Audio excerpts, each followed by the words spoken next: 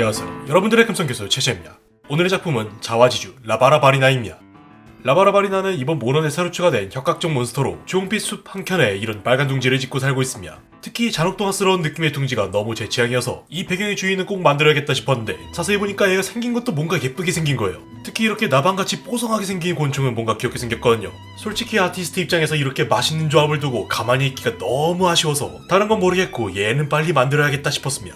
그런 이유로 오늘은 배경과 모델링 동시에 챙기면서 라바라바리나 특유의 분위기가 나도록 한번 만들어 보겠습니다.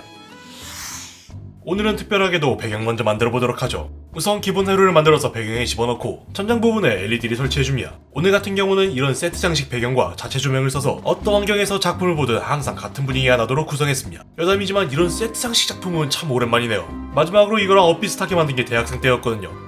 이때 교수님한테 엄청 깨졌는데 여튼 이런 걸 만든 경험이 있다 보니까 세트장 틀을 만드는데 큰 어려움은 없었습니다. 이제 어느 정도 세팅이 끝나면 미리 3D 프린터로 출력해놓은 바위를 가운데 붙여줍니다. 그리고 내부는 아무래도 자연 배경인 만큼 각져 있으면 뭔가 이상하니까 내부가 원통형으로 보이도록 각진 부분을 없애줍니다.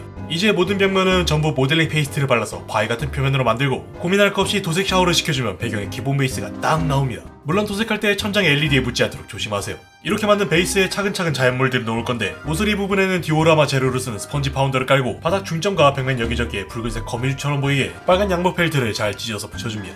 추가적으로 천장 부분도 자료에 보이는 것과 비슷하게 덕지덕지 붙여서 천장에 붙어있는 LED를 분산시켜서 은은한 느낌이 내도록 만들어줍니다.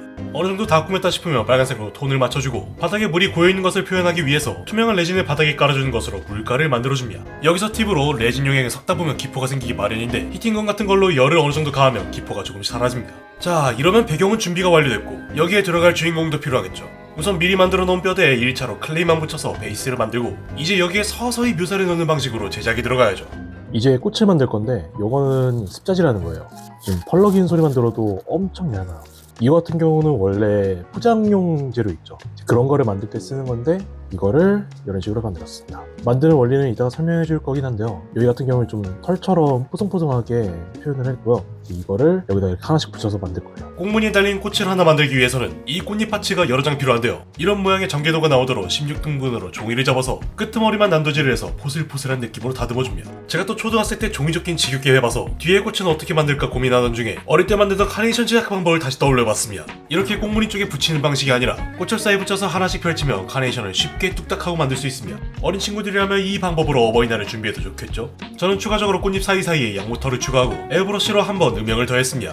꽃은 이대로 마무리하고 이제 나머지 부분을 완성하도록 하죠. 아까 1차로 만든 베이스에 곤충이 가진 특징을 참고하면서 좀 더 날선 느낌이 되도록 만들어줍니다. 여기서 참고하면 좋은 자료가 있다면 거미 관절이나 다른 곤충 자료는 당연하고 같은 절지동물로 분류되는 각각류의 관절도 참고하면 좋습니다. 개인적인 생각은 다리털이 없는 각각류 쪽을 더 선호한 편입니다. 거미의 다리털은 징그러서 보기 부담스럽거든요. 다리 형태 같은 경우는 굉장히 날카롭게 보여야 하기 때문에 다리마다 빼쭉 튀어나오도록 각각을 더 붙여줍니다. 꽁무니 부분과 몸통은 하얗게 덧붙이고 정면에는 얼굴을 만들어줍니다. 참고로 머리 위에 8팔자 모양의 털이 달려있는데 모티브가 장미 말고도 발레리나를 따온 것도 있어서 이런 발레리나의 머리 장식을 따온 것으로 보입니다. 이렇게 머리랑 클로 같은 형태의 앞다리까지 만들면 모델링은 끝입니다. 이제 갑각으로 된 부분은 전부 광택있게 도색을 하고 하얀 부분은 양모 펠트를 붙여 보송보송한 느낌이 되도록 만들어줍니다. 여기까지 하면 모델링 작업은 끝입니다. 완성된 본체는 그대로 배경에 거꾸로 매달아 놓으면 이대로 작업 끝이긴 한데 내부는 몰라도 외부가 너무 볼품없어 보이니까 이렇게 바위 같은 표면을 만들어주는 것으로 마무리했습니다.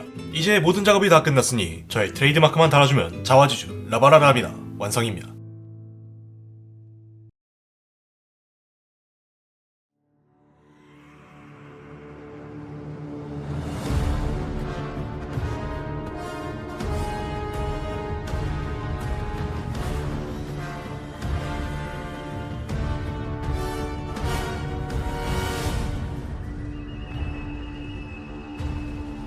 오늘의 작품 라바나바리나가 완성되었습니다. 이번 작품은 분위기가 너무 마음에 드는 편인데요. 주변 조명에 구애받지 않고 특유의 분위기를 담고 있어서 그런지 효과가 하나도 없음에도 자기색이 확실해서 특히 좋습니다. 나중에 이런 세트식 작품을 한 번 더 고려해볼 법하네요. 그럼 오늘의 영상은 여기까지입니다. 저는 다음에도 더 멋있고 재미있는 작품으로 다시 돌아오도록 하겠습니다. 영상 재밌게 보셨다면 구독과 좋아요 꼭 부탁드리겠습니다.